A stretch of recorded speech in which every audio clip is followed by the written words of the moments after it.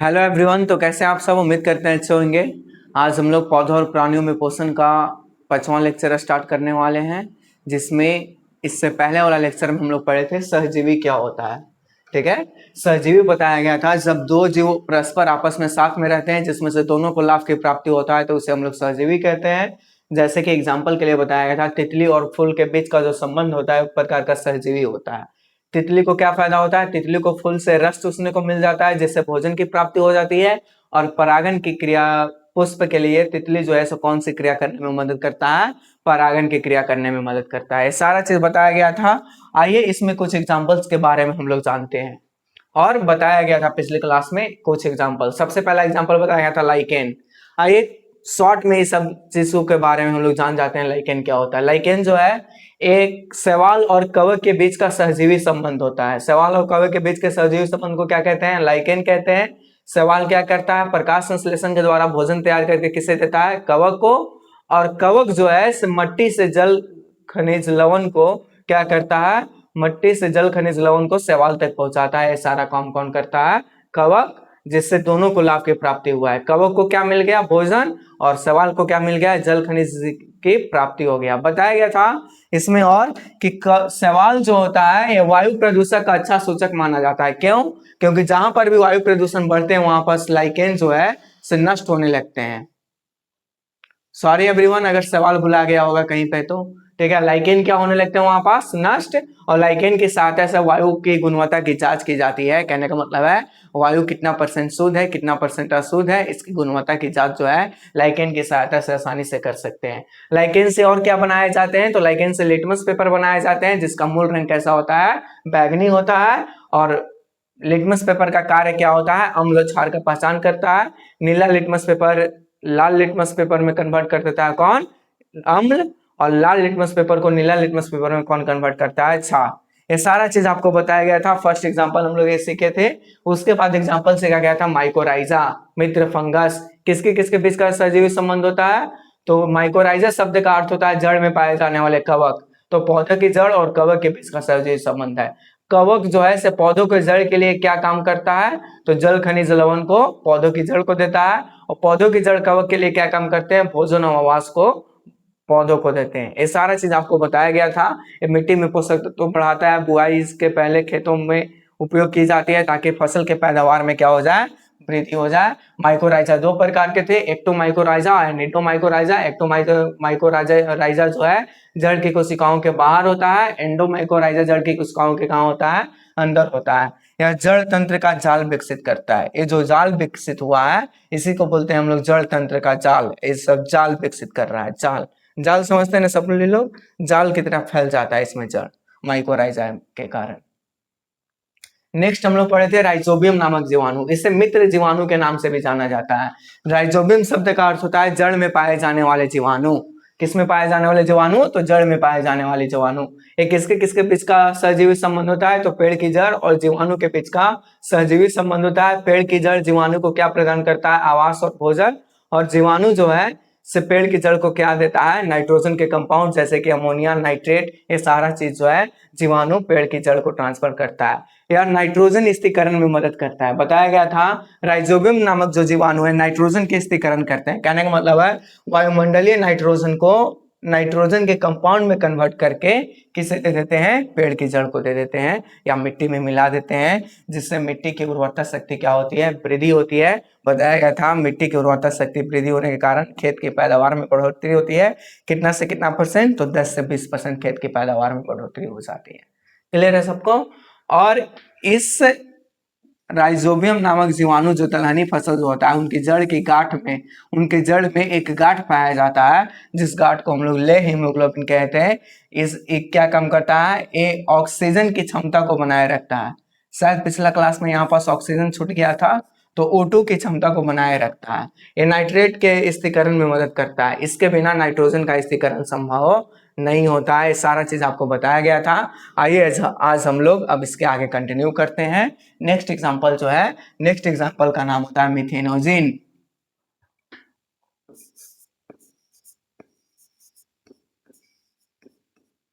मिथेनोजिन क्या होता है? मिथेनोजिन आइए समझते हैं मिथेनोजिन क्या होता है। मिथुनोजिन जो है ये शाकाहारी जंतु, एक प्रकार का जीवाणु है, ये एक प्रकार का जीवाणु है, जीवाणु है जो कहां पाए जाते हैं, तो शाकाहारी जंतु के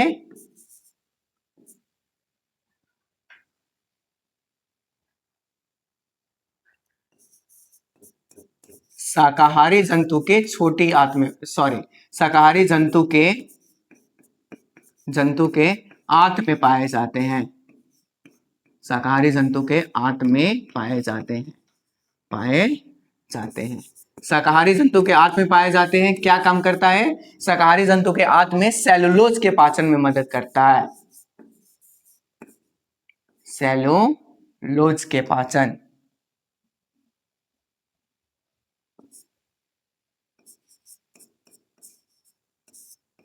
सेलुलोज के पाचन में क्या करता है, मदद करता है। सेलुलोज के पाचन में जो मदद करने वाला होता है वो मेथनोजिन होता है। ये कहां पाया जाता है, शाकाहारी जंतु के आंत में पाया जाता है, सेलुलोज का पाचन करता है और साथ ही साथ यह मीथेन गैस का निर्माण करता है, मीथेन गैस का निर्माण, मीथेन गैस का जो निर्माण करता है वो कौन करता है, मिथेनोजिन करता है। नाम से लग रहा है मिथेनोजिन, या कहने का मतलब मीथेन गैस का जो निर्माण करेगा, CH4 का जो निर्माण करेगा, CH4 का निर्माण करने वाला होता है मिथेनोजिन। एक प्रकार का क्या होता है, एक प्रकार का जीवाणु है, एक प्रकार का क्या है ये, जीवाणु, एक प्रकार का बैक्टीरिया है जो कहां पाया जाता है, शाकाहारी जंतु के आंत में पाया जाता है, सेलुलोज को पाचन में मदद करता है और साथ ही साथ मीथेन गैस का निर्माण करता है। मीथेन गैस का निर्माण कौन सा श्वसन के फलस्वरूप करता है, तो मीथेन गैस का निर्माण अवायवीय श्वसन के फलस्वरूप करता है, अवायवीय श्वसन, कहने का मतलब है अवायवीय श्वसन, कहने का मतलब है O2 की अनुपस्थिति में, O2 की अनुपस्थिति, O2 की जहां अनुपस्थिति रहता है वहां पास मिथेनोजिन उगते हैं और साधारणतः शाकाहारी जंतु के छोटी आंत में पाए जाते हैं और ये सेलुलोज के पाचन में क्या करते हैं, मदद करते हैं और साथ ही साथ मीथेन गैस का निर्माण करते हैं। किस श्वसन के दौरान, तो अवायवीय श्वसन के दौरान मीथेन गैस का निर्माण करते हैं। अवायवीय श्वसन के लिए O2 की उपस्थिति जरूरत नहीं है, जैसे कि मिथेनोजिन आपको फिगर में दिखाया गया है यहाँ पास। ये सारे जीवाणु जो होते हैं मिथेनोजिन होते हैं। ये कहाँ पाए जाते हैं मिथेनोजिन, मिथेनोजिन जो है ये सारे जीवाणु जो है मिथेनोजिन, ये शाकाहारी जंतु के छोटी आंतों में पाए जाते हैं, शाकाहारी जंतु के आंत में पाए जाते हैं, शाकाहारी जंतु के आंत में पाए जाते हैं और साथ ही साथ क्या करते हैं, मीथेन गैस के निर्माण में क्या करते हैं, ये मदद करते हैं और मीथेन गैस का निर्माण करता है। और ये मीथेन गैस का निर्माण ऑक्सीजन की अनुपस्थिति में करते हैं, कहने का मतलब है जब ऑक्सीजन की अनुपस्थिति रहता है तो मीथेन गैस का निर्माण होता है।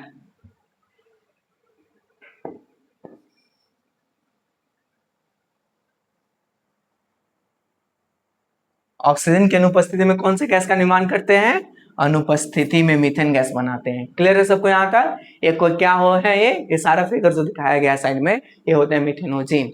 क्लियर है सबको। अब शाकाहारी जंतु के छोटी आंत में मिथेनोजिन है, तो बताइए क्या उनसे जो गोबर निकलेगा, शाकाहारी जंतु से जो गोबर निकलेगा, क्या गोबर में मीथेन गैस उपस्थित रहेगा, गोबर में CH4 पाए जाते हैं। क्यों गोबर में CH4 रहता है, गोबर में मीथेन गैस क्यों पाया जाता है, क्योंकि शाकाहारी जंतु के आंत में मिथेनोजिन नामक एक जीवाणु पाया जाता है जो क्या करता है, सेलुलोज के पाचन के दौरान मीथेन गैस का निर्माण करता है। और जब मीथेन गैस का निर्माण किया सेलुलोज के पाचन के दौरान, जब वो गोबर अपशिष्ट के रूप में जंतु के शरीर से बाहर आएगा, शाकाहारी जंतु के चौपाया जंतु के शरीर से बाहर आएगा, तो एक गोबर में कौन से गैस पाए जाते हैं, CH4, कहने का मतलब है मीथेन गैस पाए जाते हैं। और ये मीथेन गैस से ही गोबर में CH4 पाए जाते हैं, इसलिए इससे गोबर गैस बनाया जाता है। गोबर गैस, गोबर गैस किससे बनाए जाते हैं, तो शाकाहारी जंतु के जो अपशिष्ट पदार्थ होते हैं जिसे हम लोग गोबर बोलते हैं, उसी से गैस बनता है, उसी से उसका नाम भी रख दिया गया है गोबर गैस। किसी को मिथेनोजिन में दिक्कत है यहाँ तक, आइए एक बार फिर से समझते हैं मिथेनोजिन क्या होता है। एक प्रकार का जीवाणु है जो शाकाहारी जंतु के छोटी आंतों में पाई जाती है, सॉरी छोटी आंत नहीं, आंतों में पाई जाती है और आंत में पाए जाने के कारण किसका निर्माण करता है, मीथेन सेलुलोज का पाचन करके किसका निर्माण करता है, मीथेन का निर्माण करता है। और मीथेन के निर्माण के साथ साथ जब मीथेन का निर्माण करता है तो गोबर के रूप में क्या बाहर आते हैं, गोबर के साथ साथ मीथेन गैस बाहर आते हैं, जिससे कौन से गैस बनाया जाता है, गोबर गैस बनाया जाता है। और मीथेन गैस कैसे बनते हैं, अवायवीय श्वसन के दौरान बनते हैं। क्लियर है सबको यहाँ तक, किसी को दिक्कत नहीं होना चाहिए। एंड नेक्स्ट जो हम लोग सीखने वाले हैं, यहां से सवाल कैसे आएगा एग्जाम में, यहां से सवाल पूछ देता है मिथेनोजिन मांसा किसके किसके बीच का सहजीवी संबंध होता है। तो हम लोग कह सकते हैं शाकाहारी जंतु के आंत और जीवाणु के बीच का एक सहजीवी संबंध होता है मिथेनोजिन। क्लियर है सबको। मिथेनोजिन किस गैस का निर्माण करता है, तो मिथेनोजिन CH4 का निर्माण करता है, मीथेन गैस का निर्माण करता है। मीथेन गैस मिथेनोजिन से क्या बनाए जाते हैं, तो मिथेनोजिन से गोबर गैस बनाया जाता है। गोबर में कौन सी गैस पाई जाती है, तो गोबर में मीथेन गैस पाई जाती है। क्लियर है सबको, ये सारे सवाल यहां से बन सकते हैं। एंड ए केवल एग्जांपल था, ये सजीव का केवल नंबर एग्जांपल हो जाएगा, सजीवी का चौथा नंबर एग्जांपल है मिथेनोजिन, याद रखिएगा इसको। एंड नेक्स्ट एग्जांपल जो है जिसका नाम होता है इकोलाई बैक्टीरिया, इकोलाई।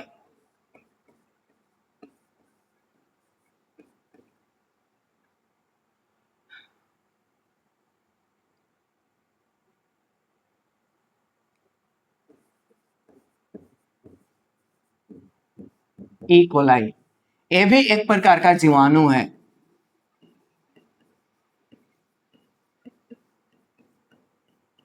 ये भी जीवाणु है जो कहां पाया जाता है, ये मनुष्य के आंतों में पाई जाती है,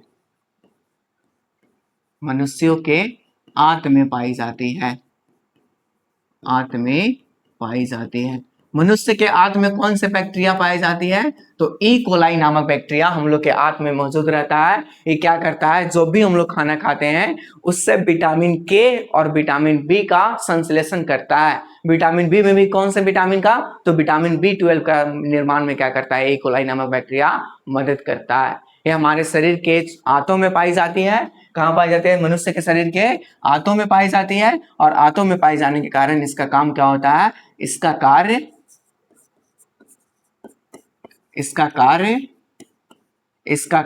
क्या होता है, विटामिन के और विटामिन B12 के निर्माण में मदद करता है, विटामिन B12 के निर्माण में मदद करता है, मदद करता है। ई कोलाई बैक्टीरिया समझ में आ गया। ये जो दिख रहा है ये होता है ई कोलाई बैक्टीरिया।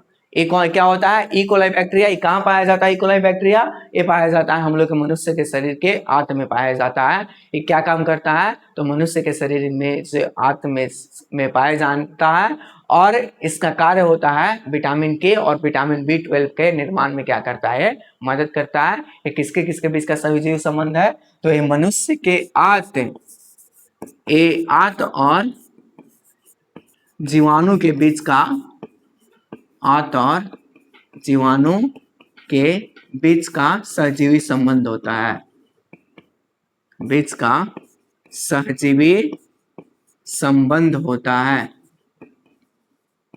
सहजीवी संबंध होता है। क्लियर है सबको यहाँ तक, ई कोलाई बैक्टीरिया सबको समझ में आ गया।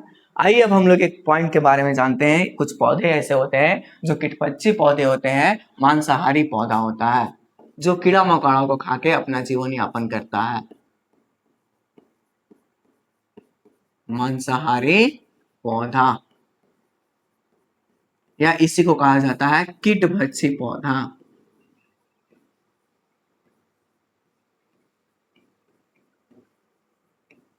कीटभक्षी पौधा, इंसेक्टिवोरस प्लांट कहा जाता है इसको। यहाँ पास सहजीवन के एग्जाम्पल खत्म होते हैं। सहजीवन के एग्जाम्पल नंबर क्या हो जाएगा, ये एग्जाम्पल नंबर 5 हो जाएगा। सहजीवन का एग्जाम्पल खत्म हो जाता है, सहजीवी का एग्जाम्पल खत्म हो जाता है। कितने एग्जाम्पल पढ़े हैं सहजीवी के, हम लोग 5 एग्जाम्पल्स पढ़े हैं। क्लियर है सबको, 5 एग्जाम्पल। सबसे पहला पढ़ाया गया था क्या, आप लोग देख सकते हैं। सबसे पहला जो पढ़ाया गया था, एक एक करके हम दिखा देते हैं आपको क्या पढ़ाया गया था। सबसे पहला जो एग्जाम्पल था वो था लाइकेन। सेकंड एग्जाम्पल क्या पढ़ाया गया था आपको, माइकोराइजा। एंड थर्ड एग्जाम्पल क्या पढ़ाया गया था, थर्ड एग्जाम्पल तो था, उसका नाम था राइजोबियम।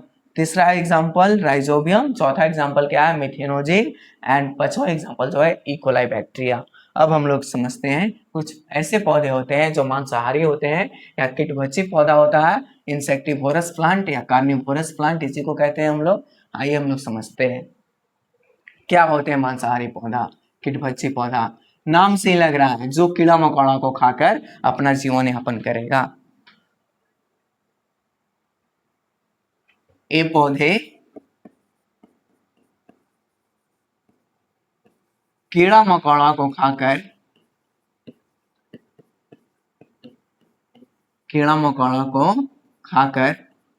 अपना जीवन यापन करते हैं, अपना जीवन यापन करते हैं। क्लियर है सबको? एक किसको खाते हैं? छोटे मोटे कीड़े मकोड़े को खाते हैं। क्यों खाते हैं बताते हैं, ये क्यों खाता है छोटा मोटा कीड़ा मकोड़ा को। आइए नेक्स्ट पॉइंट हम लोग समझते हैं। मांसाहारी पौधा जो है ऐसे स्थान पे उगते हैं, ये ऐसे मिट्टी में उगते हैं जहां पास नाइट्रोजन की कमी होता है।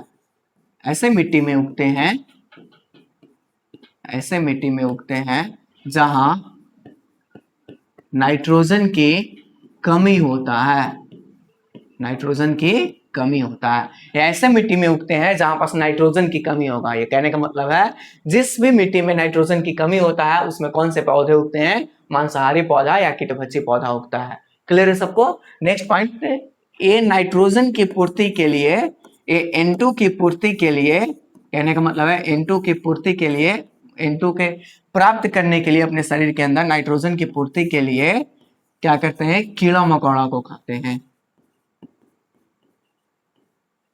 कीड़ा मकोड़ा को खाते हैं। किसकी पूर्ति के लिए कीड़ा मकोड़ा को खाते हैं?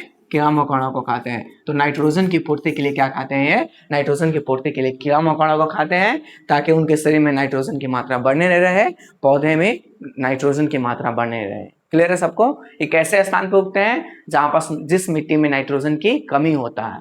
और ये अपना भोजन कहाँ से प्राप्त करते हैं? छोटे मोटे कीड़े मकोड़ों को खा करके अपना भोजन प्राप्त करते हैं। आइए इसके कुछ एग्जांपल समझते हैं। सबसे पहला एग्जांपल होता है वेनस फ्लाई ट्रैप। क्या नाम है? Venus fly trap. And second का नाम होता है नेपेथिस। नेपेथिस होता है, डिस्किडिया होता है, यूटिकुलेरिया होता है, सारे एग्जांपल होते हैं कीटभक्षी पौधा का। ए वेनस फ्लाई ट्रैप क्या करता है? इस प्रकार का होता है वेनस फ्लाई ट्रैप। जैसे ही कोई ए पहले ऐसे खुला रहता है, ठीक है, और जैसे ही कोई कीड़ा मकोड़ा आकर के इसके ऊपर बैठते हैं, इसके ऊपर रस रहते हैं, रस रहता है इसके अंदर, जब ये कीड़ा मकोड़ा इसके अंदर रस चूसने आता है तो क्या करता है? ये अपने आप को ऐसे बंद कर लेता है और कीड़ा मकोड़ा को खा करके, देखिए तो कीड़ा मकोड़ा बाहर जा पाएगा? इससे नहीं जा पाएगा। जब कीड़ा मकोड़ा बाहर नहीं जा पाता है तो इसके अंदर ही इस कीड़ा मकोड़ा का पाचन, अवशोषण, स्वांगीकरण, बहिष्करण सब यही कर देता है पौधा। क्लियर है सबको यहाँ पास? एंड सेकंड जो एग्जांपल होते हैं, ये किसके एग्जांपल हैं? कीटभक्षी पौधा का एग्जांपल है। कीटभक्षी पौधा, कीटभक्षी पौधा का एग्जांपल कौन है? Venus fly trap. Venus fly trap, Venus fly trap जो है एक ऐसा पौधा होता है, कीटभक्षी पौधा होता है। एंड सेकंड क्या एग्जांपल है? नेपेथिस।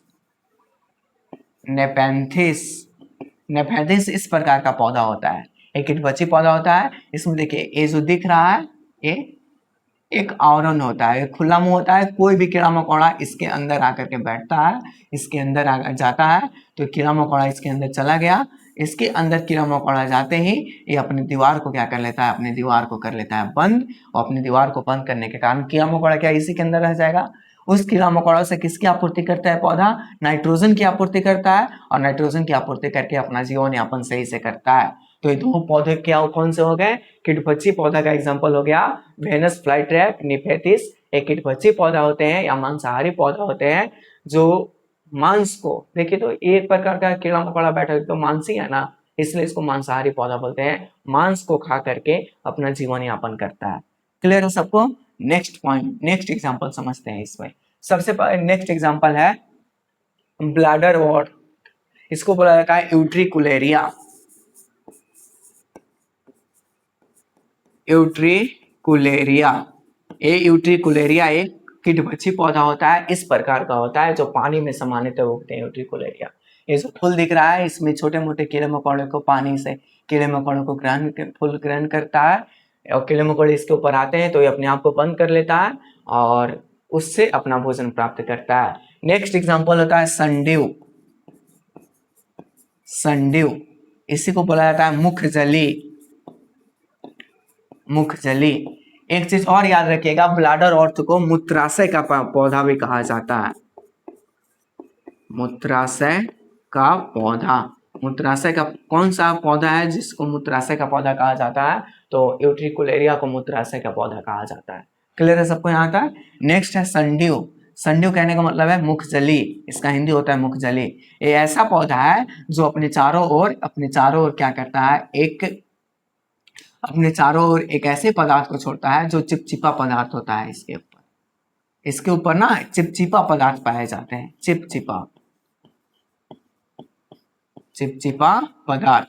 और कोई भी कीड़ा मकोड़ा इसके आजू बाजू से गुजरता है तो इसके ऊपर आके बैठ गया तो ये चिपचिपा पदार्थ क्या होता है, देखिए यहाँ पास एक कीड़ा मकोड़ा है, एक कीड़ा मकोड़ा इस चिपचिपा पदार्थ के ऊपर आकर के चिपक गया है। फिर ये क्या करता है, मुखचली अपने आप को मोड़ करके, देखिए यहाँ से मोड़ रहा है, अपने आप को मोड़ करके क्या करता है, इस कीड़े मकोड़े का पाचन करता है और शोषण करता है और अपना भोजन की प्राप्ति करता है।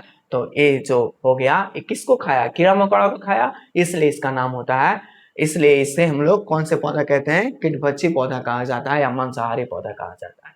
सेम होता है बटरवॉर्थ।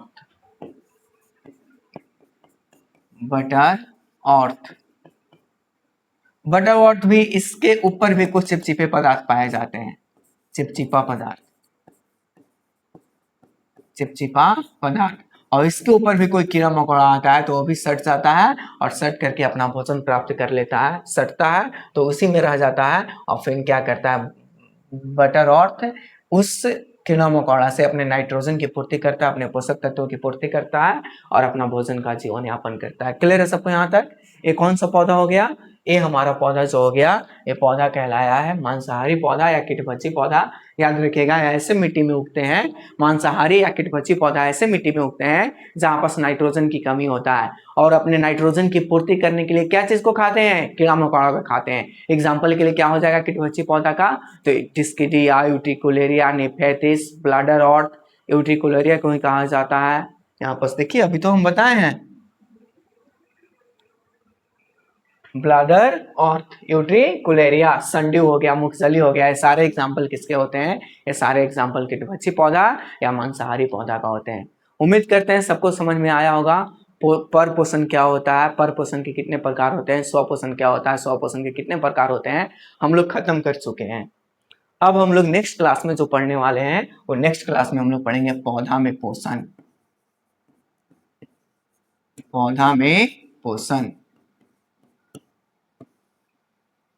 पौधा में पोषण अगला क्लास में हम लोग स्टार्ट करने वाले हैं। किसमें पोषण, पौधा में पोषण। अभी हम लोग क्या पढ़ रहे थे, पोषण क्या है, पोषण के प्रकार के बारे में जान रहे थे, लेकिन अगला क्लास में स्टार्ट होगा पौधा में पोषण।